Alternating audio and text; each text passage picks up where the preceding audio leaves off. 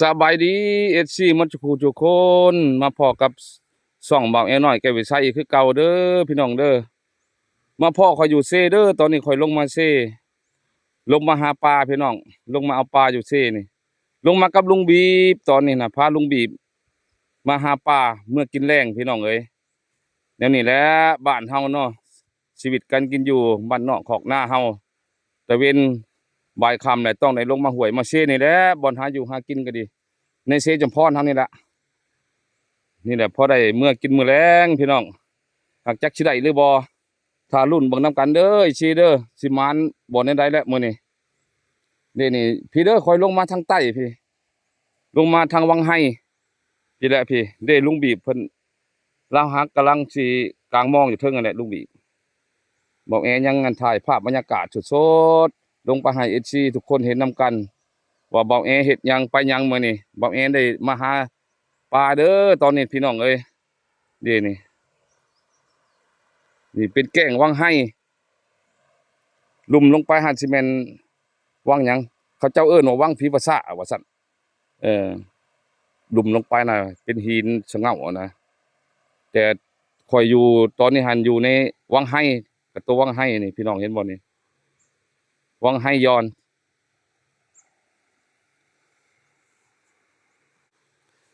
อันปลาพระชานี่บ่ลุงบีบมันลงมาเอาก่อนเลยเนาะมันไปทางใดเลยซั่นเฮาได้สิกลางไปทางใดเฮาน่ะ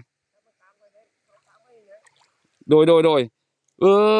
วเพิ่นลงมาเอาก่อนเลยพี่น้องไอ้ปลาเนี่ยก็ได้พอกินอยู่ได้นี่เด้เห็นบ่อีซี่นี่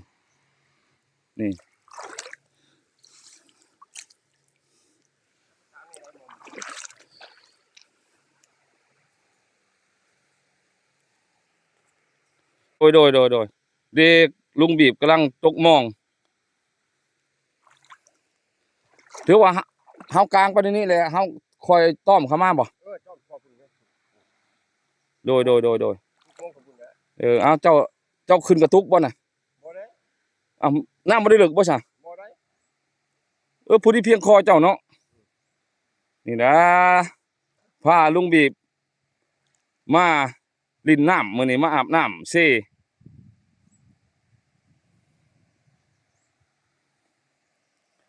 มองเจ้าสิฮอดบ่ผู้โอ้ย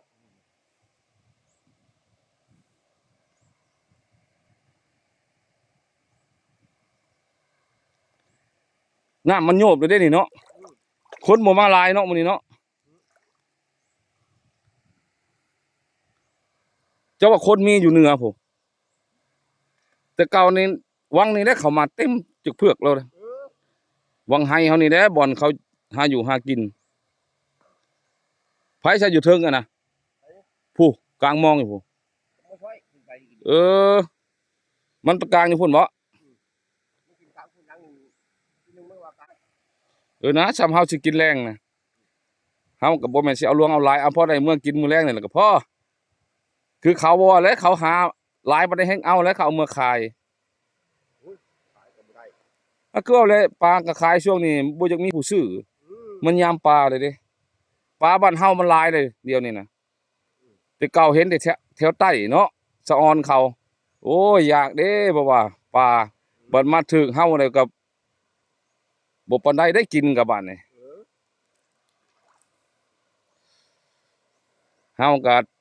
หลายแล้วปลาก็เดี๋ยวนี้น่ะอืมมดดำลงเอามื้อวานมื้อซืนนี่มันว่าได้กระถังบักใหญ่หนึ่งอืมมันลงกับไทยดมกอมันก็บ่ได้เอานำเขาจักโตให้เขาหมดมันว่าเอามาขายมันก็บ่มีผู้ซื้อมันว่าอืม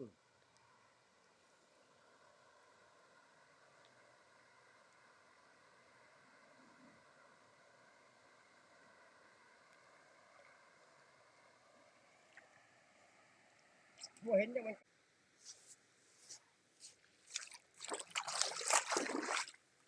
สบายดี FC มันทุกคนมาพ้อกับช่องเบาแอน้อยแก้ววิไสอีกคือเก่าเด้อพี่น้องเด้อนี่แหละ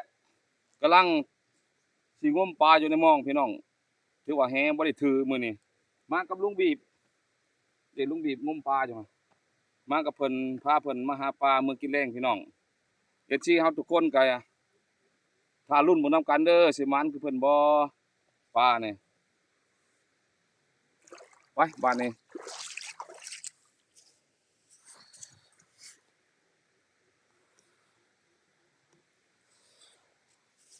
งมปลาก่อนเด้อพี่น้องเด้อทุกครับบ่ ชุบเขาโอ้ยชุบเขา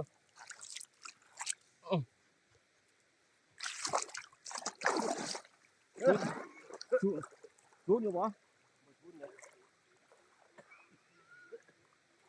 มันมีหินทรายเลยผมไม่ได้บอก จังหวะ เขามีผักหินนานนะตอนนั้นเนี่ย เย้นี่หินฝักหินนี่ ชุบเป็นหนึ่ง ฝักหินนู่น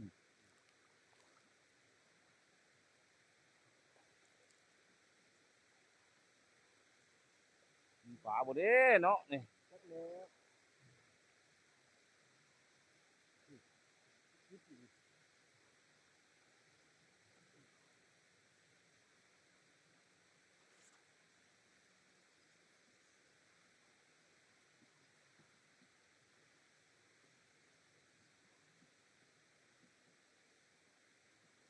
ยึดฝักไปเด้นี่ยึดฝักไปเด้ ชุบจะบอก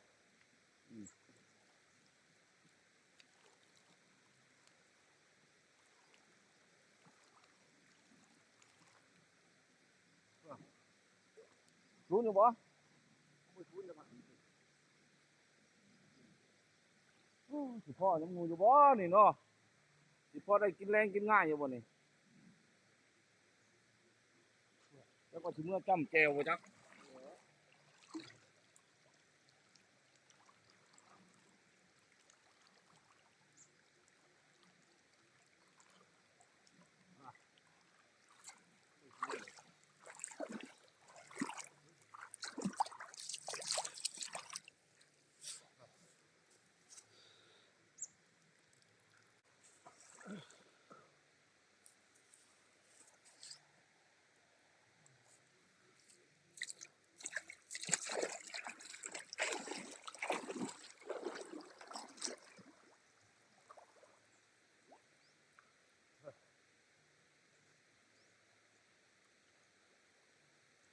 เขาบ่เห็นเลยตกทางหินทางใต้มานี่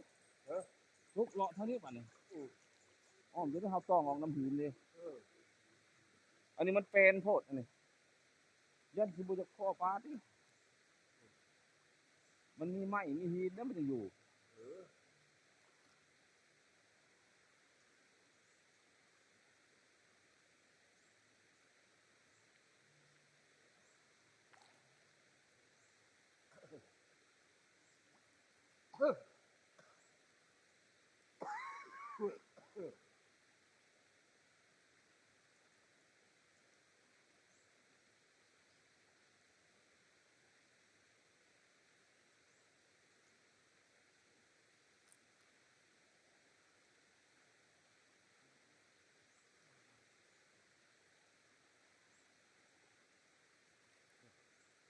รู้อยู่บ่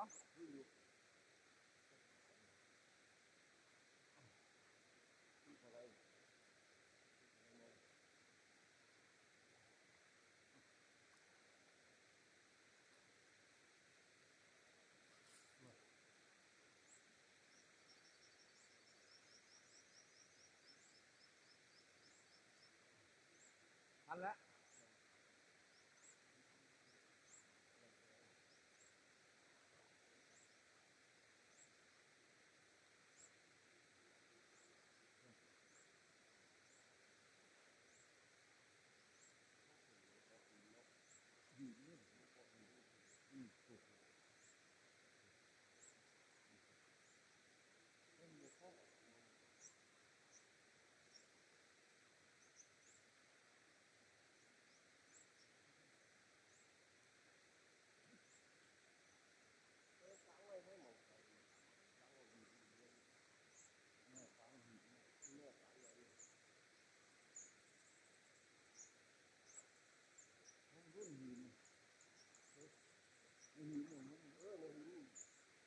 เห็นว่าบ่มีแล้ว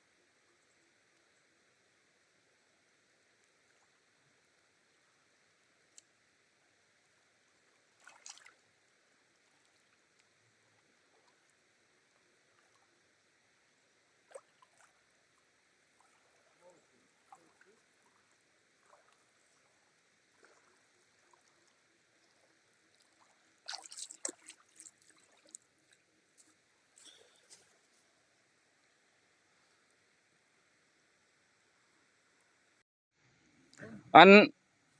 มองอันกลางอยู่เทิงพลังหนึ่งบ่มาพี่ได้ใช่โอ้ยลุงบีบไปตะเฮาอันล้ำมันได้นี่มันไหลเอาหมดแล้วปลานี่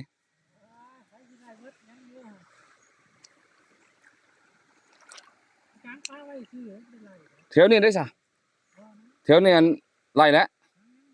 เออได้หลายบ่ยามอะเออมาเบิ่งเงินปลาเขาเจ้ายามมองนี่ FC ทุกคนเลยนี่เออได้หลายเติบเด้นี่เนาะโอ้โหอืมมีแต่ปลากระบอกนี่นี่เห็นบ่ FC นี่มีแต่ปลากระบอกเด้เด้โหอืม กลางปลาไว้ซื่อเลยกลางแล้วก็ย้ำเลย บ่ได้ไหลบ่ บ่ได้ไหลเพราะน้ำมันยังไหล อืมหั่นมันก็กุ้มแรงเลยเด้นี่ บ่ได้เที่ยงนี่นะก็ได้ขึ้นไปซอยเที่ยงนี้มานี่ ยังบ่ทันได้กินข้าวเที่ยงบ่นี่ ยังแม่ลงมา ว้าโดมันก็เข้าบ่ายแล้วบาดนี้มันบ่แม่นข้าวเที่ยงได้นี่ สบายแล้วบัดนี้เนาะ มันบ่ายค่ำแล้วนี่บ่ายโมงกว่าแล้วนี่ มาคุณพูดแล้วย่างลงมาปลาก้อยกันหน่อย เฮ็ดหัวตะกร้าบ่ ข้าวแล้ว หวานและข้าว ยังทันได้วานนี่ อืมพี่กลางเบิ่งตัวนี้นะแถวหินนี่นะมากลางงมแถวหินนี่นะอ้อมหินแม่นละมาอ้อมหินพี่ตู้อัญญะอยู่ในเรือนี่เด้พุ่นเรือกินแหละนี่ตอนเที่ยงนะได้ฮอดมื้อแลงพุ่นแหละเพิ่นมีเรือขึ้นอีซี่เอ้ยบอกแอกับลุงบีบ่มีเรือกัน เลาะน้ำตะพังมันนี่แหละเพิ่นมีเรือเด้เพิ่นก็ได้ปลาเพิ่นกลางอยู่น้ำวังบ่มันเลิกเด้จุมคอยบ่มีเรือกับลุงบีบพอเดียวตกเลาะตะพังนี่แหละเนาะลุงบีบเนาะได้สำได้ก็เอาเนาะ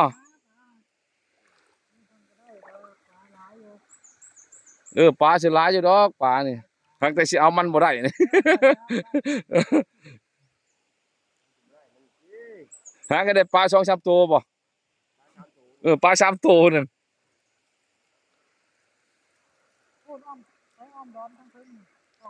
โอ้ยบ่แม่นน้ำเลิกบ่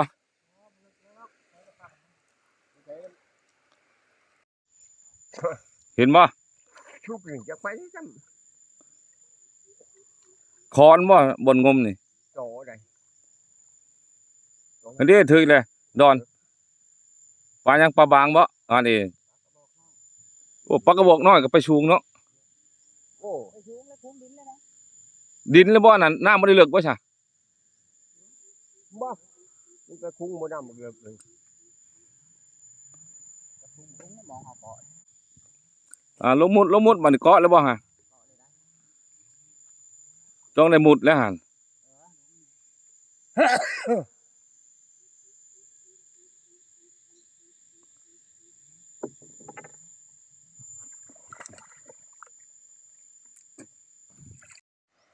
พุ่นดิ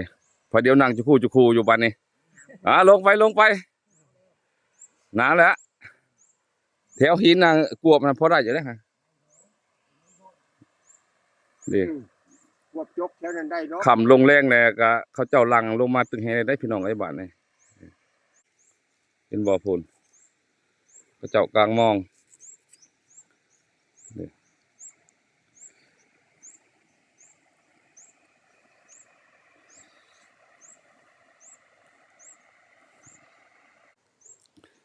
ถือว่าเฮานี่กลับบ่บัดนี่ ครับเด้อก ลับบ้านเนาะพอกินแหละเนาะซำนี้เนาะ มาคิดแล้วเฮา โดยมื้อหน้าจะมาใหม่เนาะ มื้อนี้ถือว่าสิได้จบช่วงนี้เอาเสียกลางมาพี่บ่เน่งมาชุมคอยสิกลับได้นี่พวกเจ้าได้บ่ได้กลับบ่นั่งอยู่หั่นบ่คือเห็นพอเดียวนั่งให้กว่านกเจ้าอันช้อมปลาเอาซื่อ ลงหลายก็หนาวเนาะน้ำนี่ก็เนาะบ่อยู่เทิงบ่ฮ้อน มันขึ้นเทิงมันฮ้อน บ่ลงน้ำแล้วพุ่นหนาวหวานนี่คลิปนี้ก็จบจนเด้อสิทุกคนเด้อถ้าติดตามคลิปหน้าคลิปนี้คำว่าลาพี่และน้องอีสิครับทุกคนอยู่ดีมีแห้งบ่แม่ก็สิได้กับลุงบีบก็สิกลับบ้านกลับช่องแล้วบัดนี้ไปบัดนี้เฮาเมื่อกลับบ้านนี่